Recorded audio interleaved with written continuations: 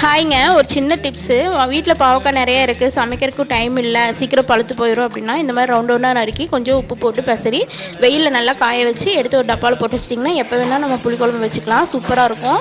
பச்சையாக செய்கிறத விட இந்த மாதிரி வத்தல் போட்டு செய்கிறது நல்லா டேஸ்ட்டாக இருக்கும். அதுக்கப்புறம் இட்லிக்கு வந்து ஒரு சூப்பரான கத்திரிக்காய் பஜ்ஜி செஞ்சுக்கலாம். அதுக்கு வந்து எண்ணெய் ஊற்றி கடுகு, சீரகம், மல்லி போட்டு வெங்காயம், பச்சை மிளகாய், இடித்த பூண்டு, கருகாப்பிள்ளை இதெல்லாம் போட்டு நல்லா வதக்கிட்டு அது கூட தக்காளி வந்து ஒரு 5-6 தக்காளி நல்லா பழுத்த பழமாக அதையும் போட்டு நல்லா வதக்கிட்டு அது கூட வந்து கத்திரிக்காய் 2, உருளைக்கிழங்கு 1, ஒரு ஸ்பூன் சாம்பார் தூள், கொஞ்சம் பெருங்காயத்தூள், கொஞ்சம் மஞ்சத்தூள், உப்பு தேவையான அளவு போட்டு எல்லாம் நல்லா வதக்கி கொஞ்சமாக தண்ணி ஊற்றி ஒரு 4-5 விசில் விட்டு எடுத்து இந்த மாதிரி கடைஞ்ச சூப்பரான சைடிஸ் ரெடி ஆயிடுச்சு. அதுக்கப்புறம் சைட்லேயே நான் இட்லி ஊற்றி வச்சுட்டேன். இந்த மாதிரி நீங்களும் ஒரு டைம் செஞ்சு பாருங்கள். இந்த தக்காளி கத்திரிக்காய் பற்றி சூப்பராக இருக்கும். உருளைக்கிழங்கு சேர்த்துனா தான் நல்லா டேஸ்ட்டாக இருக்கும். என் பையனும் சாப்பிட்டா, அப்புறம் நானும் சாப்பிட்டேன். நல்லா இருந்தது.